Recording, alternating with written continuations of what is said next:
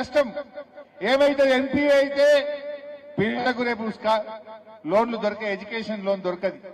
నువ్వు ఇల్లు కట్టుకుంటే హౌసింగ్ లోన్ దొరకది. నీ యొక్క రేటింగ్ పడిపోతున్నది, సిబిల్ రేటింగ్ పడిపోతున్నది, పిల్లలకు లోన్లు రావు. నువ్వు చేసిన మోసానికి నువ్వే చెప్పినావు కదా, ఉరుకురి అప్పులు తెచ్చుకొని నేను మాఫీ చేస్తా రాగానే అంటివి, ఉరుకొని లైన్లు కట్టుండ్రి అంటివి. నేను నమ్మి అప్పు తెచ్చుకుంటే ఇవాళ లోన్లు మాఫీ కాకపోయే బ్యాంకుల అకౌంట్లు ఏమో ఎన్పీఏ కాబట్టి దేవుడి మీద మన ఏడుపాయల అమ్మవారి మీద కూడా ఒట్టు పెట్టి చెప్పిండు. మెదక్ వచ్చినప్పుడు చెప్పిండు, మెదక్ చర్చి మీద ఒట్టు, ఏడుపాయల అమ్మవారి మీద ఒట్టు, 15 ఆగస్టు కల్లా అన్ని లోన్లు మాఫీ చేస్తా అన్నాడు. అయినా అదే అంతా మోసం. ఈ దేవుణ్ణి మోసం చేసినోడు రేపు మనుషుల్ని చేయడా? మనం చేసిండా లేదా? దేవుడు అంటే లెక్కలేనోడు మనుషులంటే ఇంకో లెక్కనా? ఈ రకమైనటువంటి మనిషికి గుణపాఠం చెప్పే రోజులు దగ్గరలోనే ఉన్నాయి. అందరూ మంచిగా ధైర్యంగా ఉండండి. ఎవరు ఇబ్బంది పెట్టినా మేమందరం మీకు అండంగా ఉంటాం. భవిష్యత్తు మనదే. భద్రంగా పనిచేయండి, ప్రజలకు జవాబుదారితనంతో పనిచేయండి, మంచి పేరు తెచ్చుకోండి. మన బీఆర్ఎస్ పార్టీకి మంచి పేరు తేవాలని కోరుకుంటూ జై తెలంగాణ.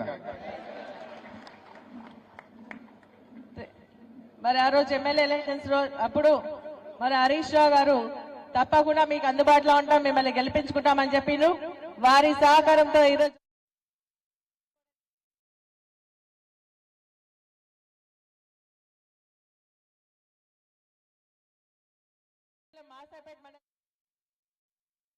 రూలింగ్ పార్టీ, అధికారంలో ఉన్న పార్టీ, లోకల్ బాడీ ఎన్నికలు వస్తే 90% గెలుస్తుంది, 100% గెలుస్తుంది. కానీ ఇప్పుడు ఏమైంది? ఎన్నికల్లో 6000 కాంగ్రెస్ గెలిస్తే 4000 సర్పంచులు బీఆర్ఎస్ గెలిచింది. పోయినసారి ఏం జరిగింది?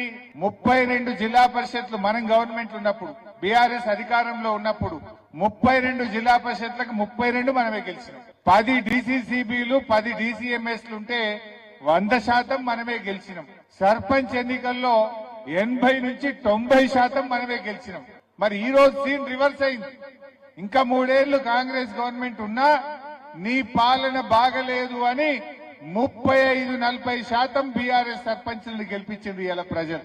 అది గుండాగిరి చేసి, పైసలు పంచి, సారా పంచి, పోలీసులను వాడి, అధికార దుర్వినియోగం చేసి, ఓట్లు కింద మీద చేస్తే కూడా 4000 మంది సర్పంచులు ఇలా బీఆర్ఎస్ పార్టీ గెలిచింది. 2 సార్ల తర్వాత మళ్ళా కేసీఆర్ గారు మన బీఆర్ఎస్ ప్రభుత్వం వస్తుంది, ఇంకేమన్నా ఉన్నా కూడా అన్ని చేసి పెడతాం. ఇప్పుడు ఈ కాంగ్రెస్ ఇక 2 సార్ల కంటే ఎక్కువేం ఉండదు.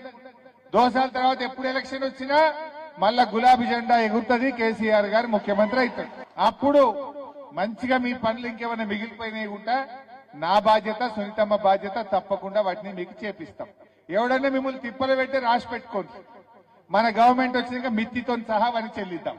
ఏం భయపడకూడదు, ఎవరిని విడిచిపెట్టేది లేదు ఈ తాప. సో ధైర్యంగా ఉండండి. రేవంత్ రెడ్డి అప్పుడప్పుడు అంటాడు, ఏ బీఆర్ఎస్ లేదు, చచ్చిపోయింది, ఇక లేదు లేదు అంటాడు. కానీ నిద్రలో కూడా బీఆర్ఎస్ గురించే కలవరిస్తాడు. బీఆర్ఎస్ పేరు తీయకుండా, కేసీఆర్ పేరు తీయకుండా మాట్లాడతాడు రేవంత్ రెడ్డి. మళ్ళా మీదికి మేకపోతు గాంభీర్యం, ఏ బీఆర్ఎస్ పని అయిపోయింది అంటాడు. బీఆర్ఎస్ ఇత్తనం కూడా మొలకెత్తనియ్య అన్నాడు. ఇత్తనం ఇక లేవది, బీఆర్ఎస్ ఇత్తనం మొలకెత్తనియ్య అన్నాడు. బిడ్డ రేవంత్ రెడ్డి, బీఆర్ఎస్ పార్టీ ఇది ఒక ఉద్యమ పార్టీ. తెలంగాణ ప్రజల గుండెల్లో పుట్టినటువంటి పార్టీ బీఆర్ఎస్ పార్టీ. నువ్వు మొలకెత్తనియ్య అంటే నీ గుండెల్లో నుంచి 4000 మంది సర్పంచులు మొలకెత్తిను రేవంత్ రెడ్డి. ఇలా కాంగ్రెస్ వాళ్ళు ఏం చేస్తున్నారు? ఏదన్నా మంచి పని ఒకటన్నా అయిందా? అందాల పోటీలు పెడతారు. ఎవరికి పనికొస్తే అందాల పోటీ? 100 కోట్లు ఖర్చు పెట్టి అందాల పోటీలు పెడతాడు రేవంత్ రెడ్డి. 100 కోట్లు ఖర్చు పెట్టి ఫుట్బాల్ ఆడతాడు రేవంత్ రెడ్డి. నువ్వు ఫుట్బాల్ ఆడితే మాకేమొస్తుంది? నిన్ను ఫుట్బాల్ ఆడే రోజులు దగ్గరలోనే ఉన్నాయి బిడ్డ రేవంత్ రెడ్డి.